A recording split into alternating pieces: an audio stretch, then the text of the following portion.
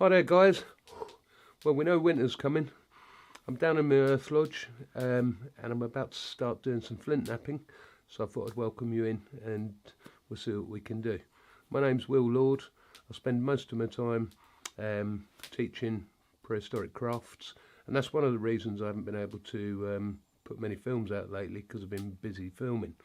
But anyway, right beside me I've got a nice bit of flint. I've got the tools that I'm going to be working with. It might become a flint axe, and it might become a flint dagger, and then again it might not become anything at all. So we'll have a look. I'll show you what I've got. So this is the bit of flint I'm talking about, and it looks like it could be good. I found it on the beach in Denmark back in the summer when I went there, and I've got a leg pad to protect me, and I've got some red deer antler, what we call soft hammers, and then a range of pebbles which I'll use in different ways. There's a lot of you out there now that I know have been following me for a long time, and you've come on many prehistoric adventures with me, and seen some of the shenanigans that I get up to, and some of you are new to what I get up to. But interestingly enough, on the 19th, tomorrow at 9 o'clock on Channel 5, I'm going to be on the terrestrial TV with Ben Vogel, who came to, he came 4 years ago to find out what I was actually up to and meet me. Then he came back 3 years later to see if I was still existing. So that's on telly tomorrow night, just that I'd put that out there for you. Anyway, no time like a present. I reckon we might as well start cracking into this rock. So first things first, we'll get a leg pad tied on.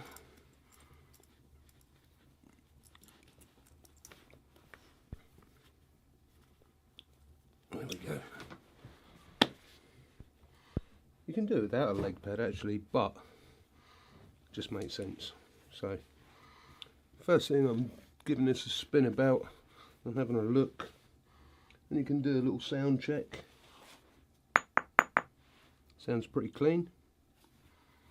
They can sound quite dull and clacky sometimes. So whatever I choose to take is coming out the middle here. And the first thing I'm going to do is I'm going to set something up to take a great big wodge of this flint off here. So this hammerstone is quartzite. It's never been used before. They will wear in. So this is good news, right? And the reason it's good news is because it's a nice clean piece of flint and it hasn't got any cracks in it. And what that's done is that's opened up a massive plane of flint just here, so we can turn that round and we should be able to cast something out in this direction. And the hammerstone stood up to it too, because sometimes they don't.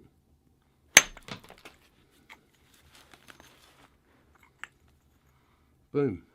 That's really nice. So this is what's known as a conchoidal fracture.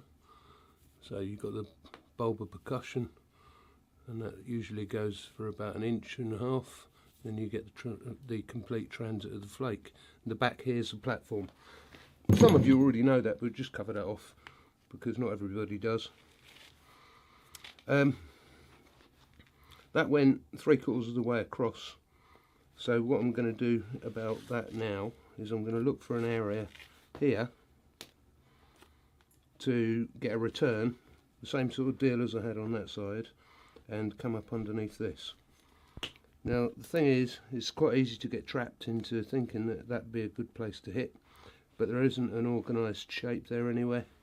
So the only place there's an organised shape is on here, because it's nice and flat and I can talk to that properly. So it's going to be expensive because it takes a big piece of flint away, but what it does is it just talks properly.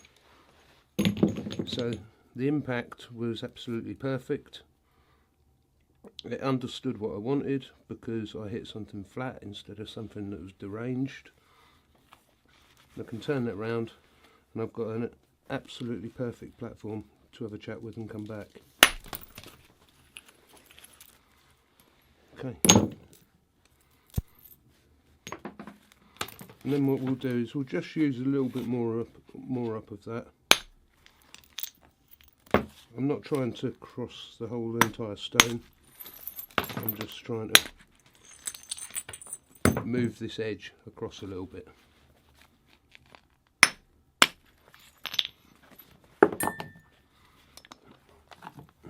All the bits that come off stuff like this, we can end up using them.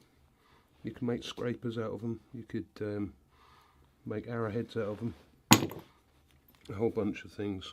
And as you can see, that one's gone deep, slightly too deep, so it makes this side of the flint a little bit higher. So we can turn that around this side and we can correct that from over here, and you're getting beautiful little points like this.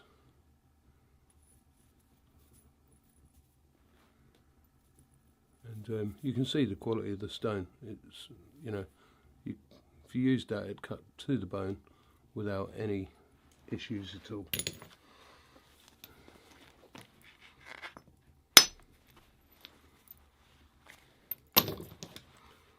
Now the thing is, what's going to be on my mind more than anything now is the fact that we're flaking this side perfectly, but we haven't started thinking about flaking this side yet. So that's the next thing in terms of everything. And we could bring these slopes up by continuing to remove from underneath, but what we can also do is we can think slightly differently. So using a proportion of this end that we still haven't got access into right here, then what we can do is we can create another one of them flat bevels, which will give me a shot down in that direction. Sometimes things happen and they have a risk, but once you've made the decision,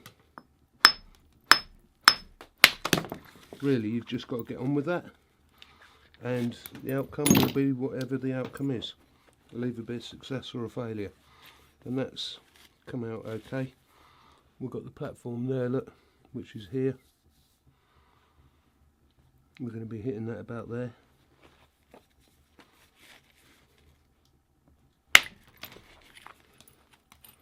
And that's one proportion of it gone. This bit here is a little bit, it's got a little fracture on it, so we'll get rid of that. And we can probably creep into that area. And that, well, we did say it might become nothing, and that is a bit of a shame, because I broke that in half, and there's an echo in there which is like a soft rib here, and that says end shock, and that's as simple as that. So what do we do about that? We could make smaller things out of either one, which we could do. Quite often an axe head didn't need to be huge, so I guess what we'll do is we'll just work on with this and just see if we can get back into the plan of bifacing.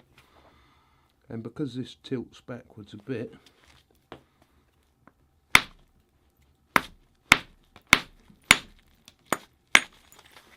and that one has gone too deep and it's plunged, so it really hasn't left me with a lot. Flint napping can be like that, right? But that doesn't mean the game's over. We could return to them, but guess what? We're going to go and get another rock, and we're going to have a look at it we're going to have another go. It's as simple as that. So here's the rest of the flint that I got from Denmark, and what I'll need to do is have a rummage around and see what I fancy working on.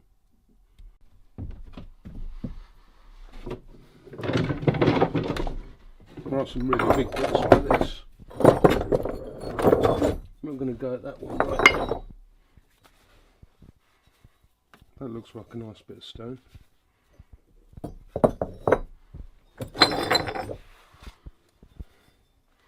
That that's definitely dagger material because it's quite slim.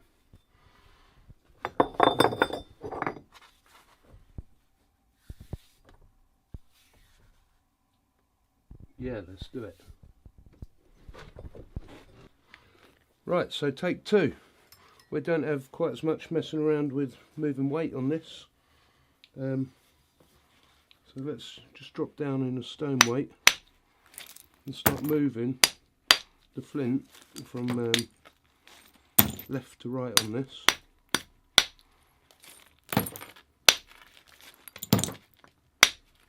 What I mean by left to right, once again, we're just slowly moving this edge over. That's bringing this edge to this side of the stone. That's bringing the edge over to this side of the stone.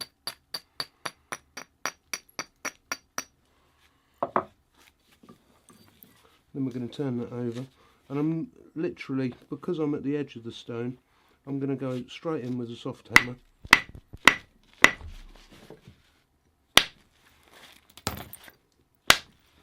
Because what the soft hammer gives me the benefit of is, if it will cut through, yeah it will, gives me the benefit of removing the surfaces quite quickly without actually losing too much stone.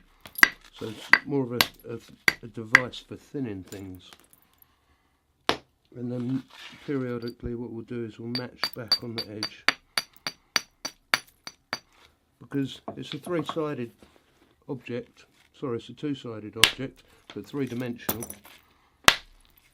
so there's a lot of flipping backwards and forwards, turning it over. Slight jump start on that one, but it doesn't matter. This could be a classic case of, I decided I'd do some flint knapping, but some days you shouldn't bother, you should do something else. But I'm not feeling that, so I reckon we're going to be just fine.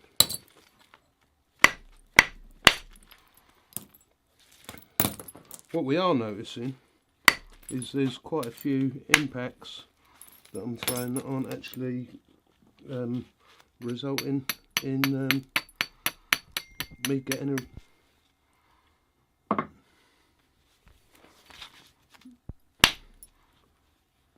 What we are noticing is there's quite a few impacts that I'm throwing that are not resulting in anything actually positive coming off. So I might go up a weight in soft hammer to stop that happening.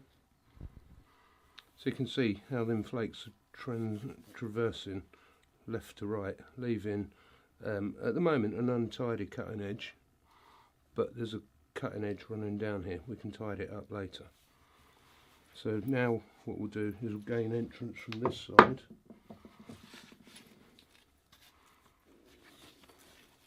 Looking around to see where I want to go. We're in.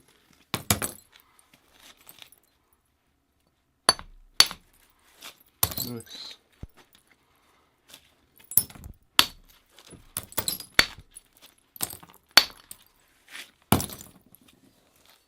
I mean, it's, the thing is with flint knapping, it's an honest craft.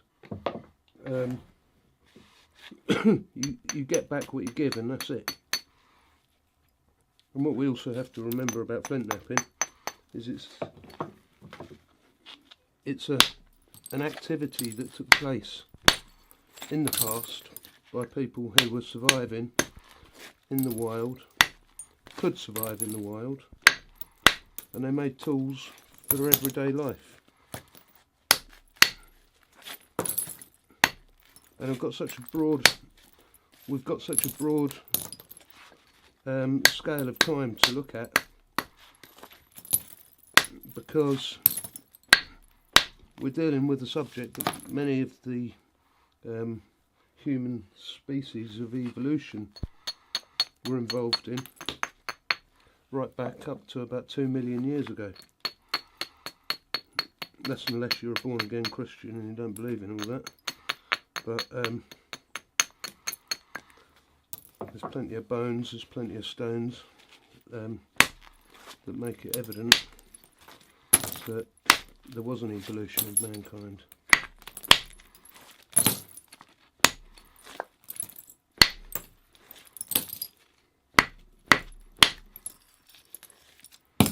So you might not watch this movie in time to hear the heads up about the Ben Fogle show coming out on the 19th, and if that's the case, you'll be able to get it on playback or something like that if you really want to watch it.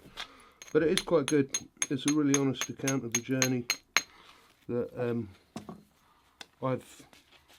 of my life, basically.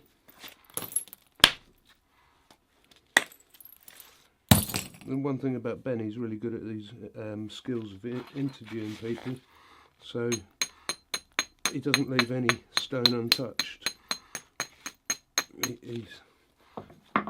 I've got about as close to being skinned by Ben Fogle as I have anybody ever. I don't mean that in the literal sense. I mean from a point of view that somebody really has a good sniff around and finds out who the hell you are, and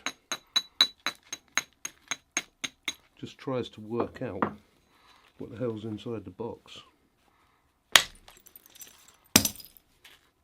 I quite enjoyed it, actually. I quite enjoyed being with him too, because he's a pleasant guy. If you don't know him, he's a guy that lived on Tarrantay Island on a television documentary. They put a load of people on an island up in Scotland, made them survive there for a year, and he stuck out as being a personality,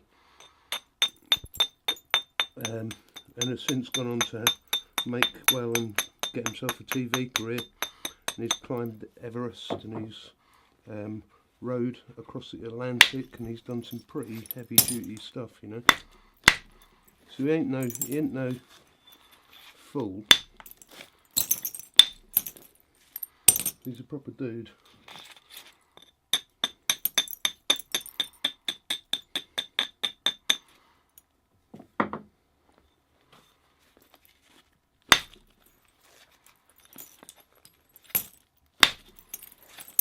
So this one is going very well, really.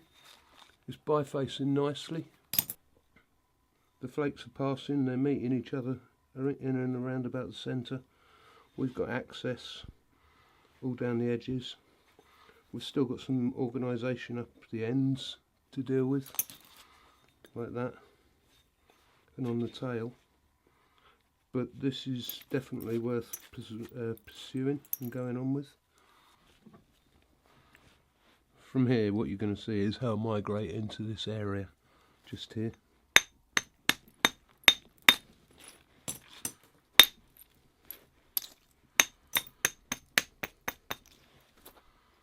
Sort of sloping that round like that. We don't have to get up there all at once.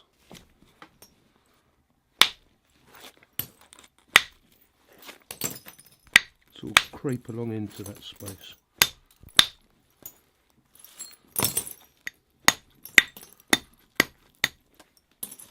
That's probably one of the hardest bits about learning how to flint knack, is not tackling a situation like that head on. You've got to, because you don't have any permission there, you've got to seek it from around.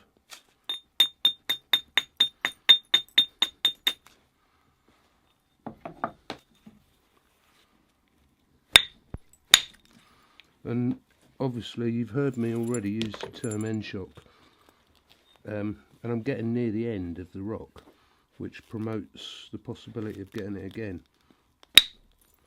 So the only thing you can do to compensate that is to grip the flint quite tightly and whack it a little bit harder than you did before.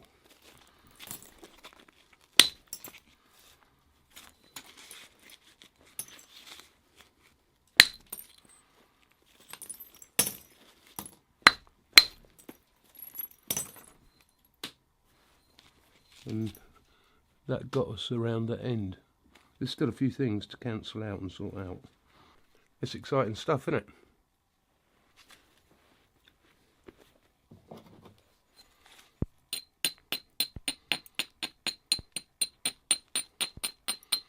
So I've been flint knapping for a long time, pretty much since 1975, when I was introduced to the craft by my dad, because he became the custodian of an ancient flint mine. So we all moved into the forest, me and my 3 sisters and my mum and my dad. Where they were in charge of the site, and we lived in a house in the woods. Amazing opportunity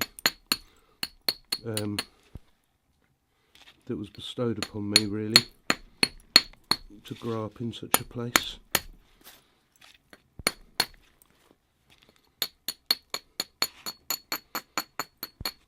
My dad's a good flint napper in his 80s.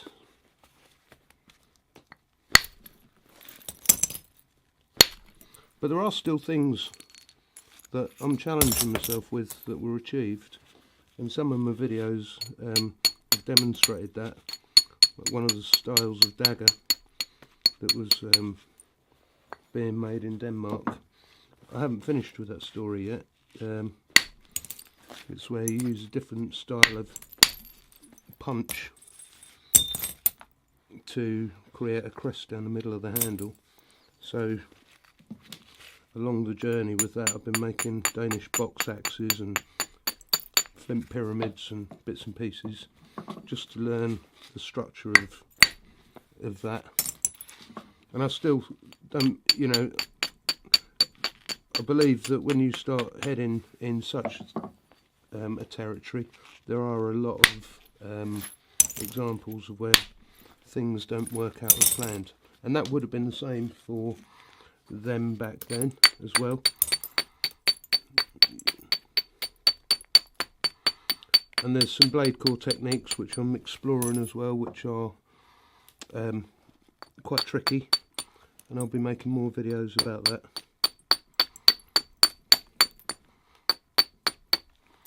And one of the things that I'm really looking forward to doing, and I wanted to do it now as we speak, was to go off to a place in France to gather a particular type of stone called the Grand Piscine flint, where in the Neolithic they were making probably the largest blades that were ever made in the world. You know, the length of a ruler, 300 centimetres, 12 inches. It was a bit of a tricky spot, that. But there's a couple of reasons why I haven't set off. One is because my van just failed an MOT, and two, I want to research it a little bit more, and I want to find out about access to the material, because you can get yourself in trouble just floating about and picking up stones off of people's fields and stuff. So we've got a bit of trouble just here growing. That's not something that bothers me too much. We'll get round it. There's plenty of space on this rock to deal with things that aren't going quite to my plan.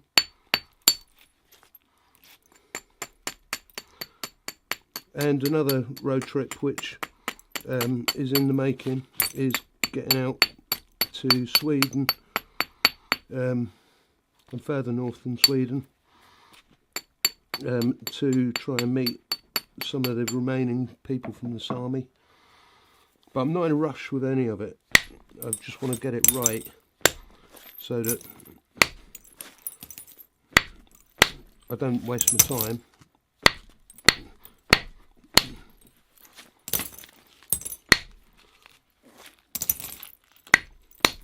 But it's going to happen.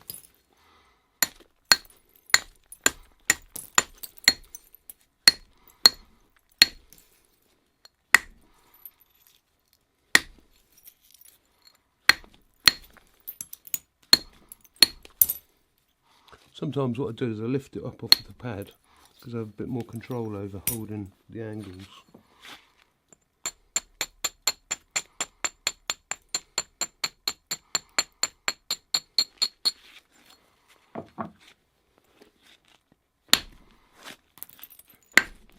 And I often have to answer the question, what's happening when you're using that rock? What are you doing? What are you doing?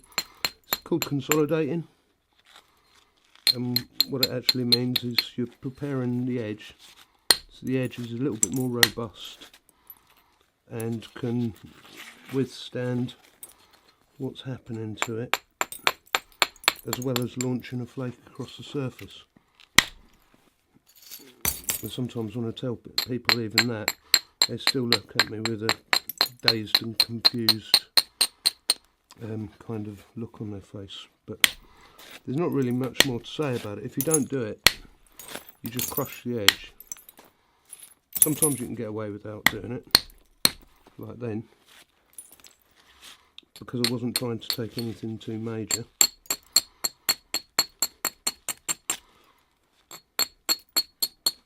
But in a lot of examples you have to consolidate it.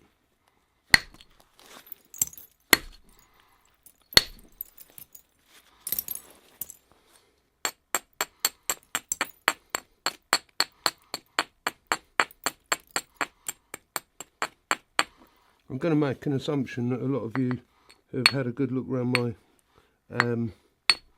earth lodge before and sort of know a bit about what I've got around me. But if you haven't, you can always have a look back over some of the other videos, which will take more time to show people about in it. Good, I'm glad that one went, even though it looked a bit expensive, because I was getting into a territory here which gave me problems, and that's what I'm now trying to correct.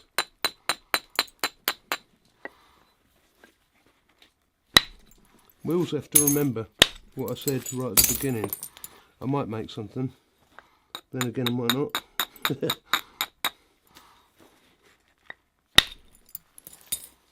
And one of the things that's happening all the time is, as I keep flaking it, it's getting thinner and thinner,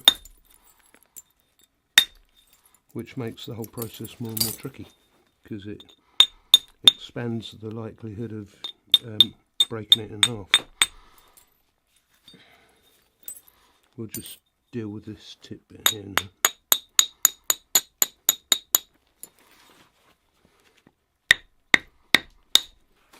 Getting round to you guys that take the time to comment. A lot of positive comments, a lot of kind words, and that's really kind of you. And I actually enjoy reading them. Sometimes I get a chance to respond, and other times I'm just a bit busy, so I take the time to like your comment. But I'm sure you can understand that. And some of you out there have actually joined my YouTube membership, which means that you're throwing me a couple of quid a month. Which is awesome, and if you haven't and would like to, you can see a membership button on my channel, and what that goes towards is supporting me in every way really, but more importantly it funds my road trips and makes it more possible that I can get out and do stuff.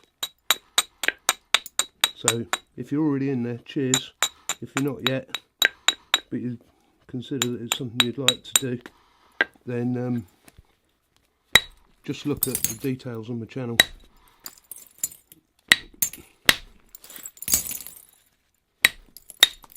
There we go, we're starting to get somewhere now.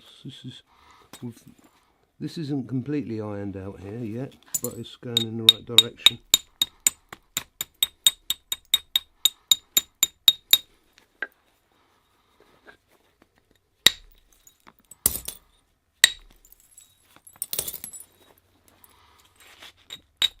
Yeah, the prehistoric road trips are fun, where I go to ancient sites and show people what show you guys what was happening there. And I've been to some quite interesting places around the world doing that.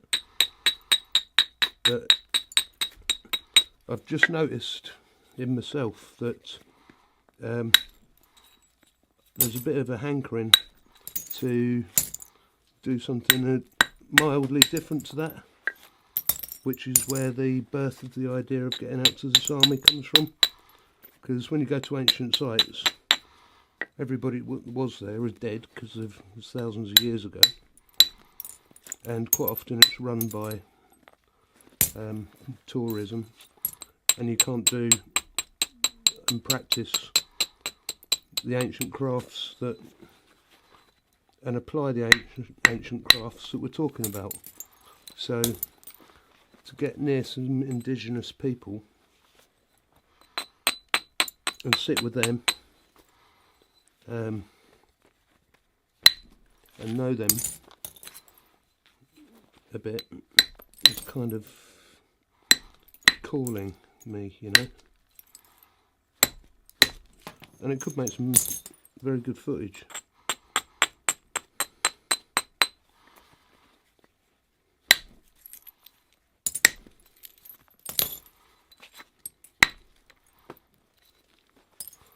Slowly but surely we're rattling along these edges,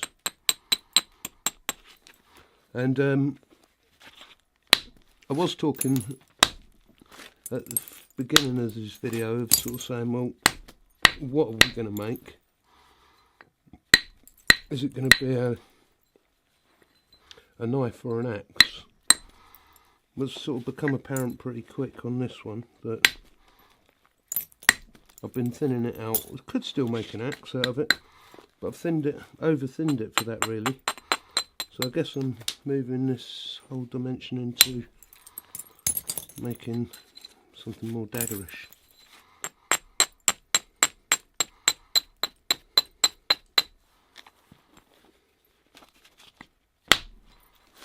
The funny thing with napping the Danish flint though, is it's a long way to go to get it. Every time I nap a bit, I haven't got that anymore. So I use it very sparingly.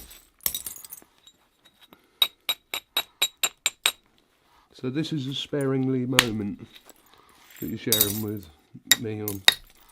One bit I wrecked, and one bit is going kind of okay. I say kind of okay because I don't want to get your hopes up too high.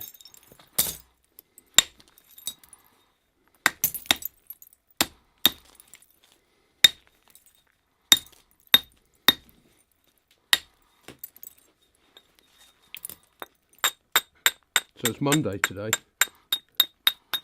Here it's about midday. Yesterday I was down here with my son Xander. He come and spent a little bit of time with me. And you know what youngsters are like, a lot of them, they're not really on this wavelength, but he's reached an age of 15 and he's started to take a stronger interest in what his dad's up to. So he did some simple things. Yesterday he was carving a wooden spoon while I was making a few little arrows, sort of more modern arrows for doing archery, target archery. And then he said he wanted a cool bag, and he wanted to use my skins to make it out of, which is asking a lot because skins don't come cheap to people from the Stone Age. But anyway, I thought, well, you know what, son, since you've asked. So we had a rummage around and we found 2 beavers, 1 possum and 1 otter. So he's making quite an extraordinary little bag. A little bit of blood on the scene now, but that's nothing that I'm going to die from. Yeah,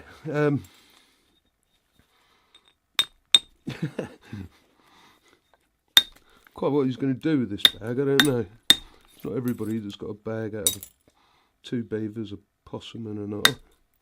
Not a possum, a mink, I think.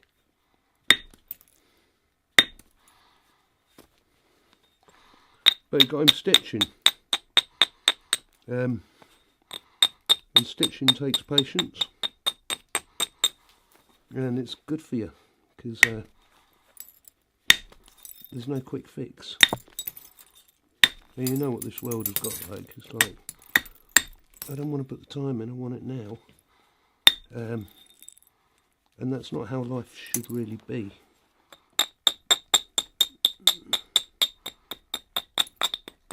You've got to earn things, haven't you? So he didn't have to tan them, but he has got to stitch them.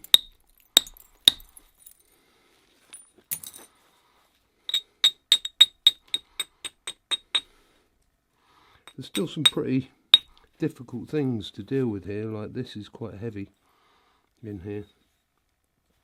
There's another little thing here, but everything else is going kind of really well, so you've just got to be a bit careful in these environments, because they're the ones that can snatch things away from me.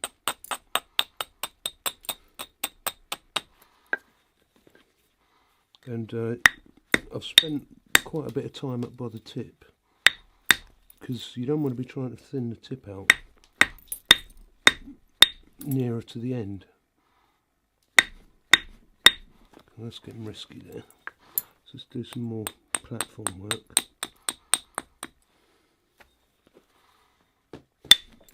Good.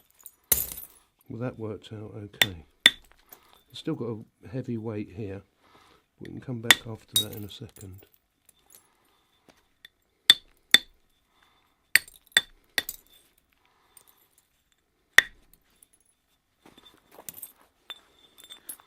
Try and deal with this little thing here now.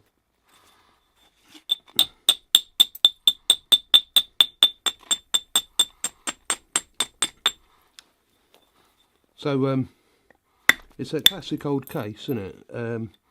You've been sitting here watching this for a while now.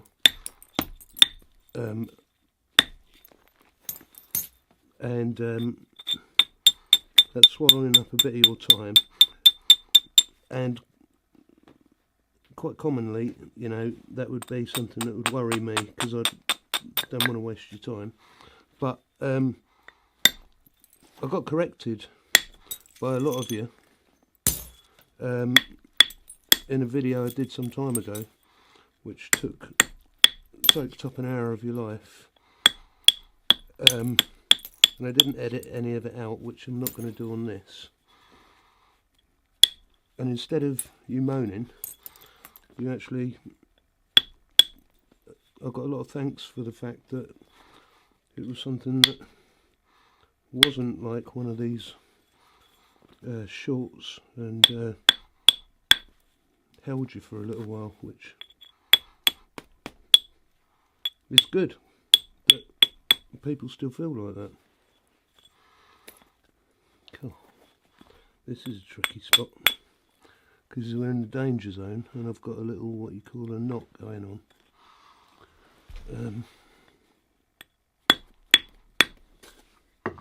What I could do is I could think about changing the hammer.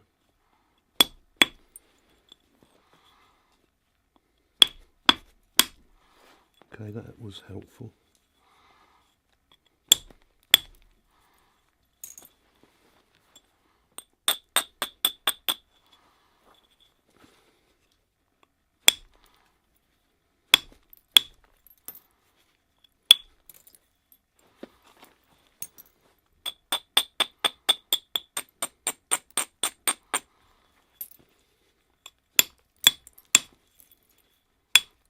Now the other thing that we should be discussing is a lot of people get in touch with me and ask me if I sell my daggers, and I actually don't, funnily enough, because I don't have time to make for sale.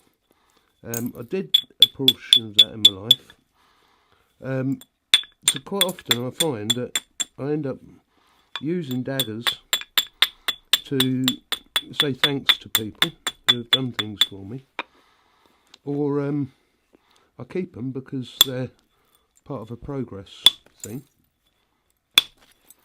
or failing that, they go into one of my raffles. And I don't run raffles every week, but sort of like every few months. I'll step back to the heavy hammer. I put a raffle together, and I put 3 prizes in it. So a little bit later on this week, what I'm hoping is I would have constructed 3 prizes, and if this goes anywhere, this will go into it as well. And there's already a longbow and 3 arrows. That's going to be 1 prize. A knife, and maybe an axe and a handle.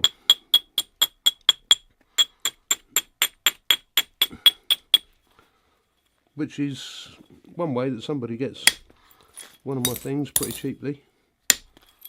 Obviously not everyone can win it, but it's good for me because I'll make a reasonable income on it, which, as I'm sure you understand, I don't live in fairyland and I have to make an income too. So that does me a favour. So if you end up becoming one of them people, good luck and thank you for joining in. Right, what we could do now with this is we can start sweeping these side sections in like that. I wouldn't say we've got this in the bag by any stretch of the imagination, but what we do have is we have an opportunity for me to get this to a situation where I could use some natural cordage,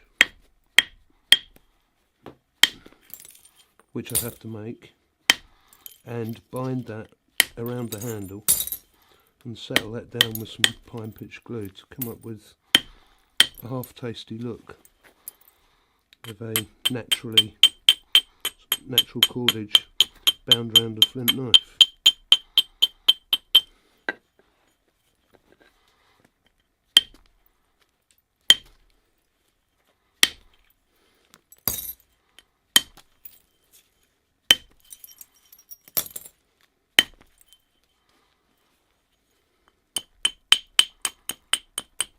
You can probably hear the whole sound of this thing has risen up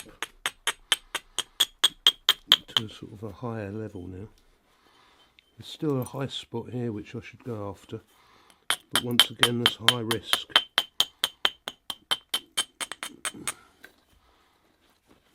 But you've got to take them.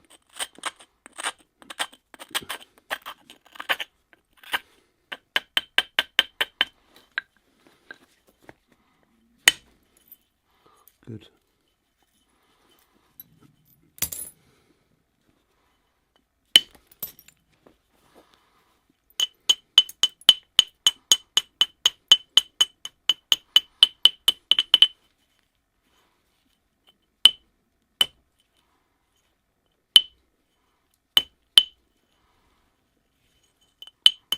Get little areas, and it's done it again. It's closed me out.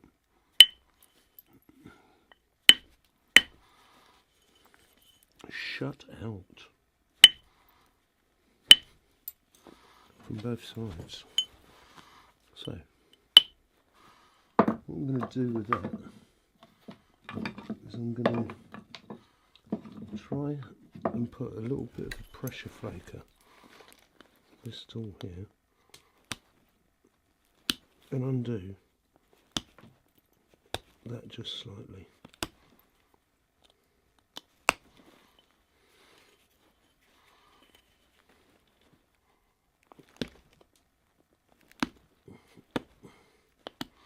That's not working very well.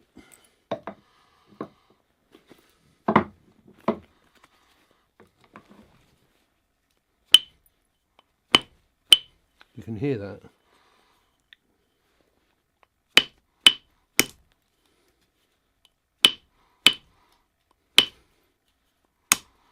move away a bit then.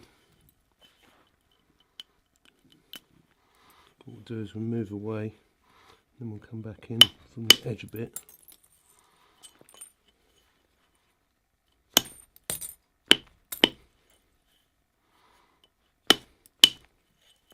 That might have been the answer.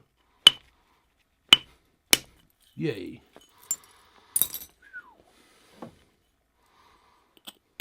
Sometimes, I tell you,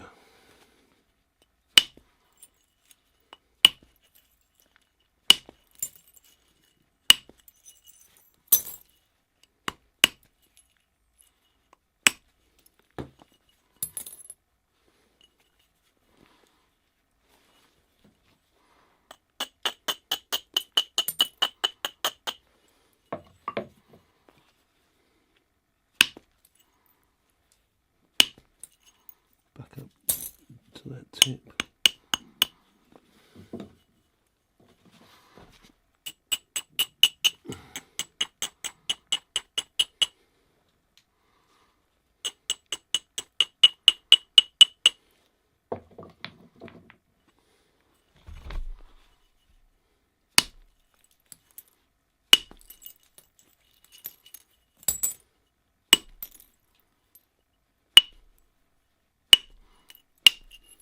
Get out there.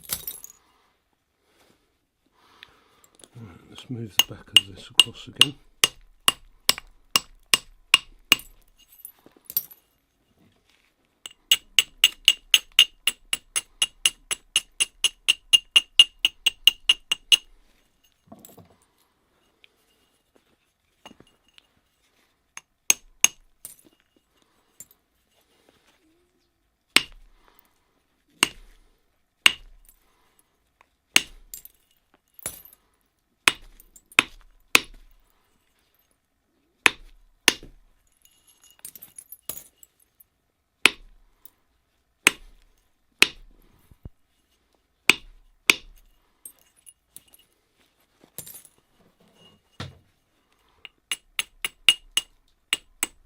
Intense concentration.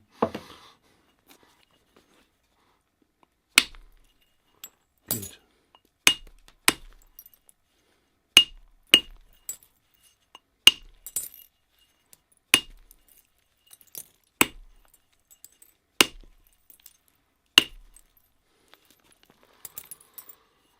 Right.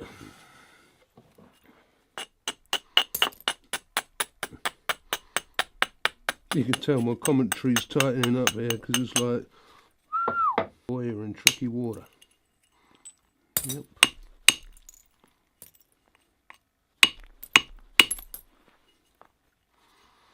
We're in deep water.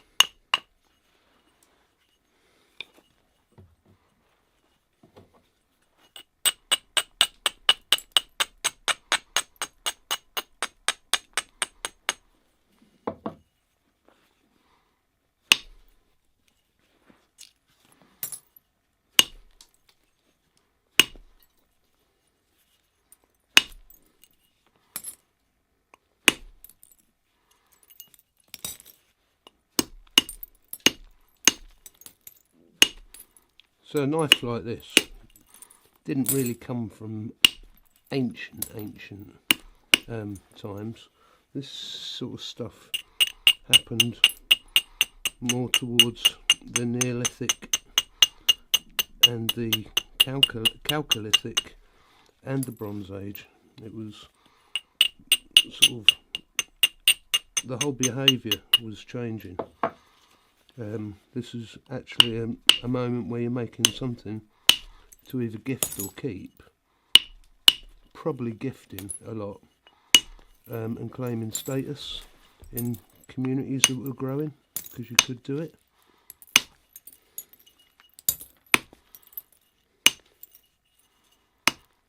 There's a really lovely dagger from Denmark that I saw a few years back. This is starting to look a little bit like it, and the handle was actually wrapped in silver birch bark, and then sealed in tar. And you know what? Since this is Danish, that's probably the way to go with it. It gives it a bit of a story then, replicating something from Denmark in a Danish stone. If I don't snap it in half.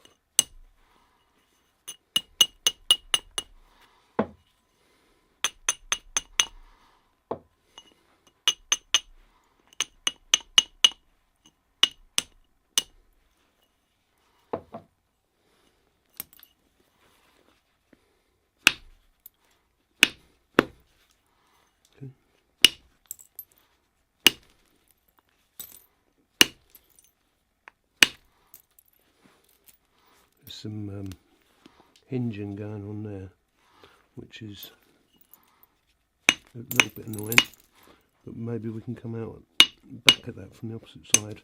Once again, we've got a little knot going on. Try not to let that overgrow itself. Good, and that actually corrected some of that hinge when that went as well, so that was good.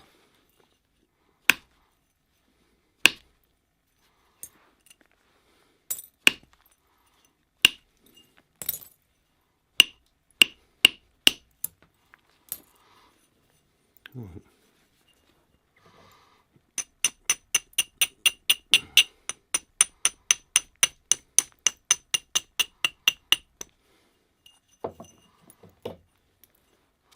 Bit of symmetry to pull.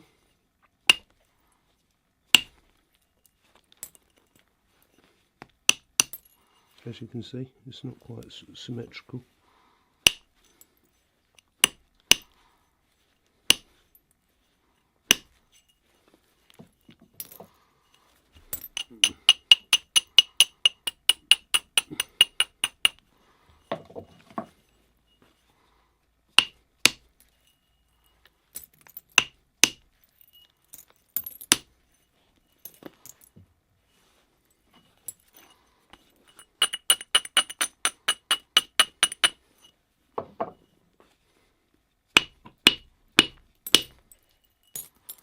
Good.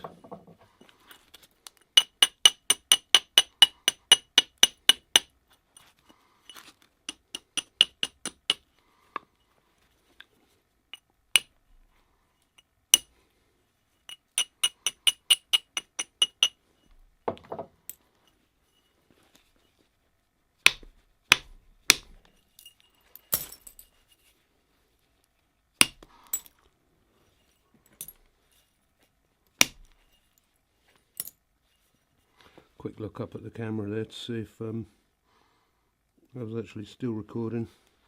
I reckon that this needs to come across to pull my symmetry.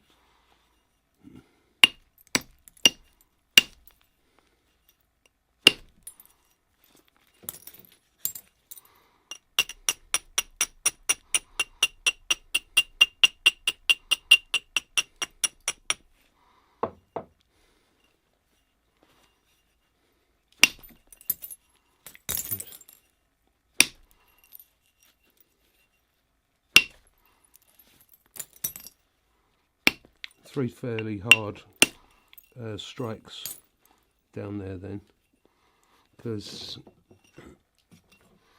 the surface looked like there was a few bumps in it. There's one up here as well. Cool, you bastard. The bastard, but it didn't break.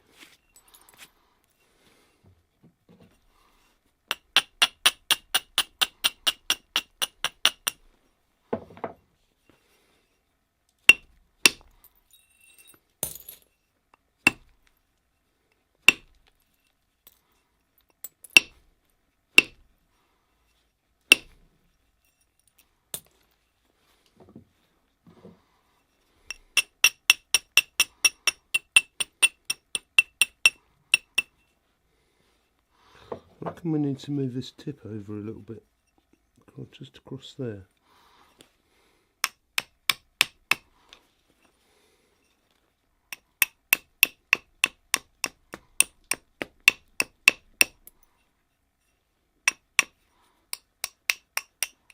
completely the most dangerous place to be touching it at this point.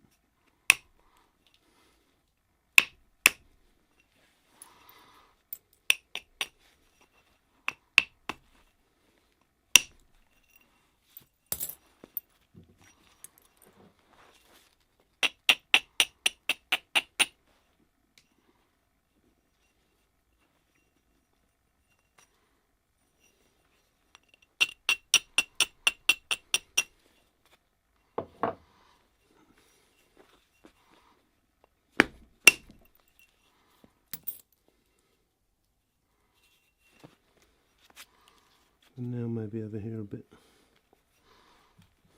See, symmetry is quite important, and it can be tricky.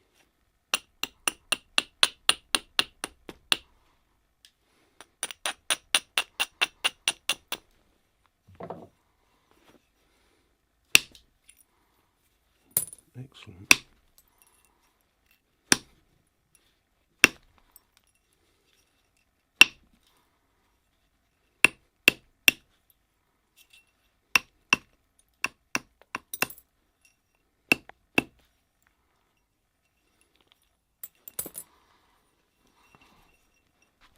Good God, are you still with me? So that's where we are. So the handle would be grabbing that, and that would be your dagger.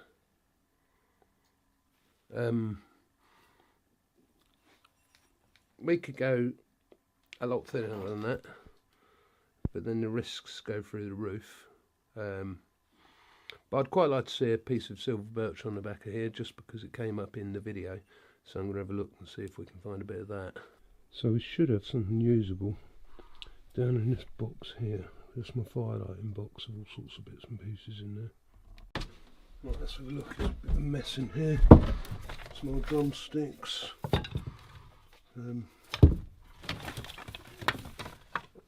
Skins. Fireboards. That's what we want.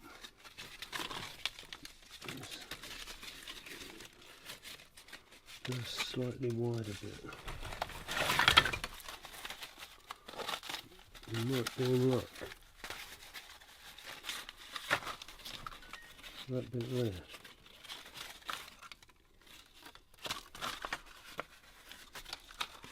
I'll do it like that because it's thinner. I reckon I like this bit. So what I'm doing now is I'm heating up a little bit of this is pine resin pitch mixed up with some beeswax and some charcoal. We'll get that up to a melting temperature,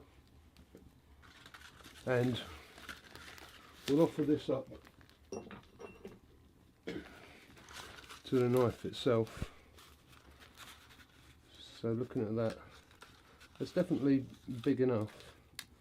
Let's put pressure on there. The trouble is the silver birch is going to crack, and the angles on it, so I'm probably going to throw that directly across the back like that, and we could do some trimming on that.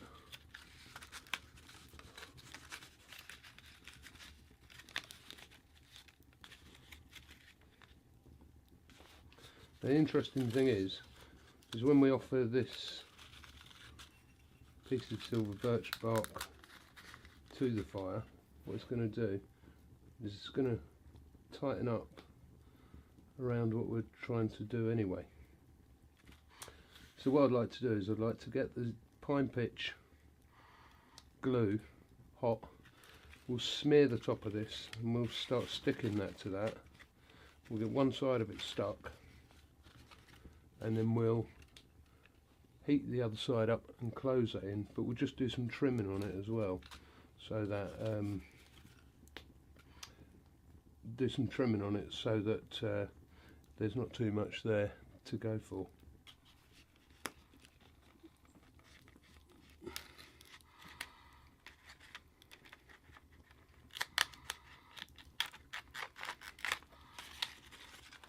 Cut that away.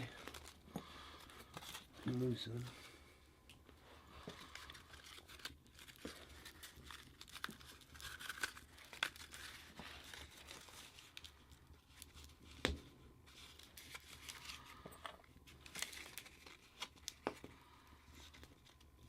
Taking a wild guess at this.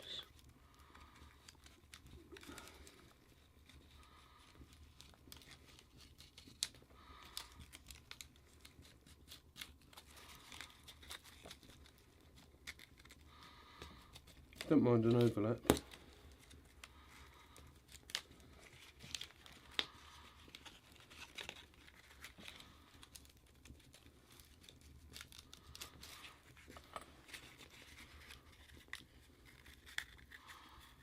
And let that all shrink in when we're ready.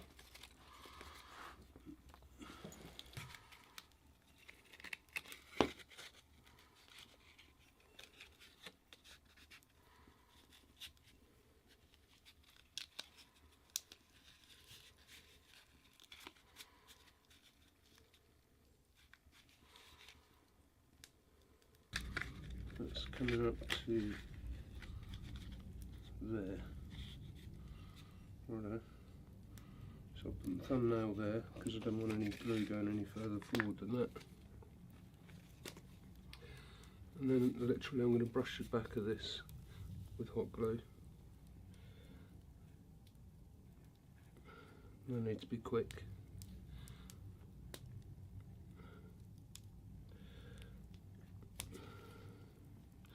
The truth is I can heat it up again just to get it up to melting point.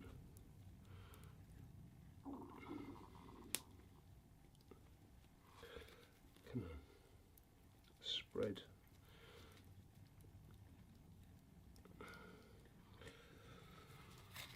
Let's try and get nearer my thumbnail now. Come on.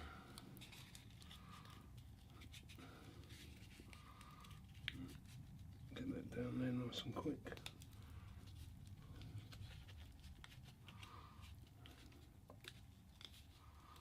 Let's stuck that to the back of that. Then we're going on the inside.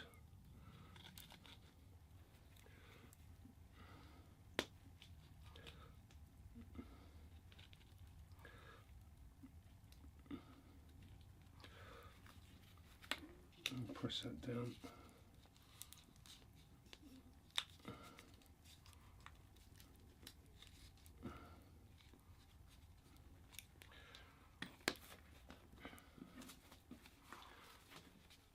Now I think this time I'm going to coat this piece of silver birch.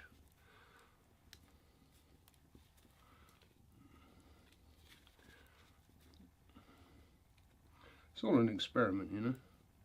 Oh, it's starting to curl in. Go on, lay flat.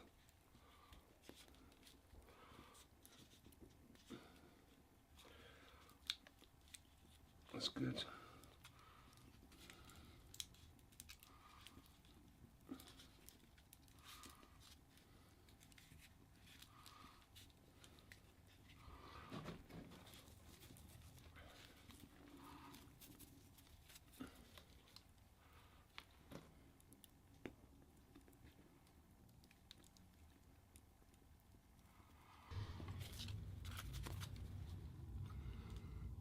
Now I've already decided that what I'm going to do is I'm going to get some nettle fibre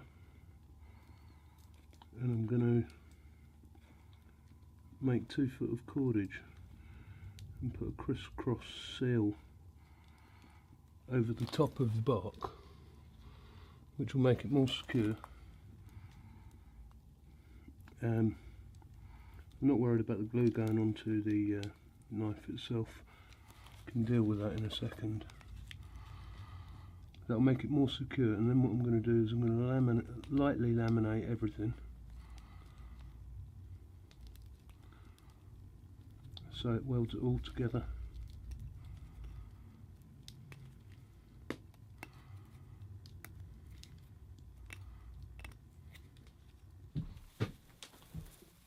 These are nettles that I gathered during the summer and won't need many, maybe 4, 5.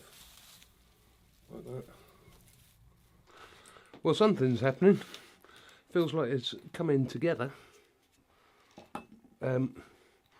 So with the nettle, basically what I'm going to be doing with this is I'm going to be taking the nettle fibres apart, because there's 5 sides to a nettle, so what you have to do is you have to separate them with a little care, otherwise they get tangled like that.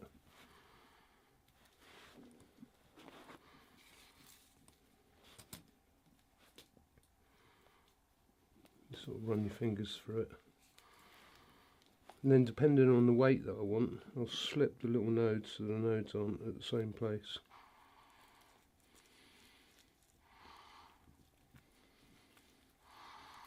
Run that carefully through my mouth and then begin to twist this up. You can spend a bit more time softening them with moisture if you want, but there is such a thing as a thigh roll. And that's nice and quick.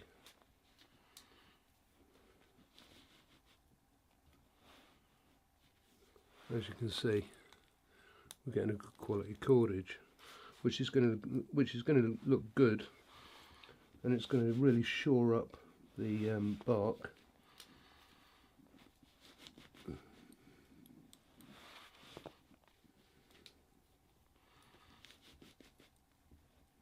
It'll look great once we get the final resin overlay on it. So 1 nettle, and I've got 8 inches of cordage already. Right, so here we are, just over 2 foot of cordage. And how I'm going to do this is I'm going to just lay it on the back like that. I'm going to wind that round once, twice, tight. Twice round, then I'm going to lead forward on a 45-degree angle, and I'm going to come right down to this ridge where they meet. I'm going to go 1 to the ridge, and I'm going to cross over back onto the bark.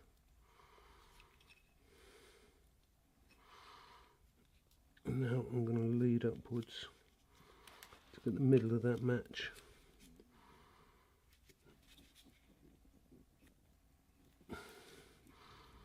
And come back to the top.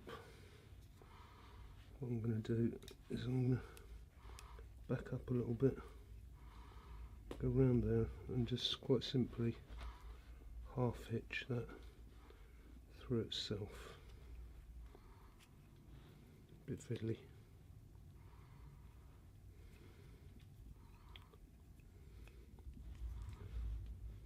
That didn't work.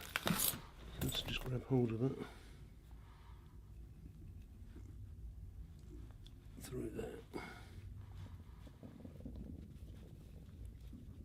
And pull that together. Nice and tight. Check out all that. So that's there. I'm going to cut that off, and then I'm going to laminate that whole lot. My glue cooled down a bit, so I've just thrown a fire bundle on there just to rev the heat up nice and quick.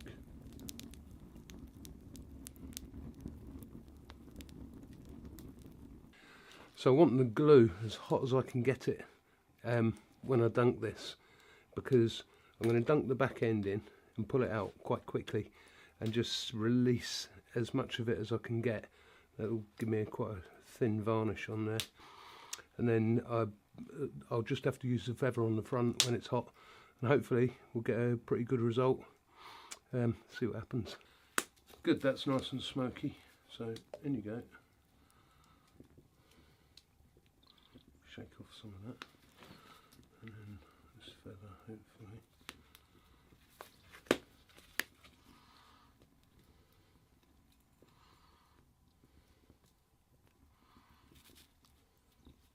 We offer this to the naked flame, that will help to spread it.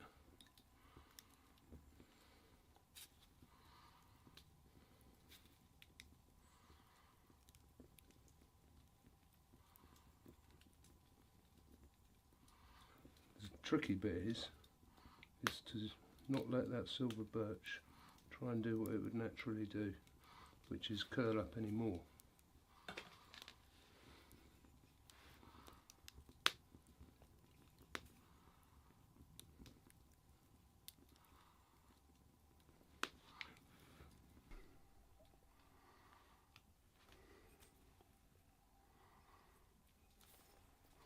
Well, I guess that just about concludes that then, doesn't it?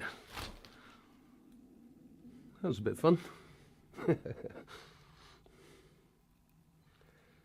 So, hopefully, if you can get the channel, I don't know where in the world you are, but I'll see you on Ben Fogel on Tuesday night on Channel 5, 9 PM. Or look at it on playback or something. Other than that, hope if that's a new movie to you, I've inspired you to subscribe, and don't forget that I have a membership channel, and if you fancy joining that and helping me along, that'd be really appreciated. So all the best, guys. Cheers.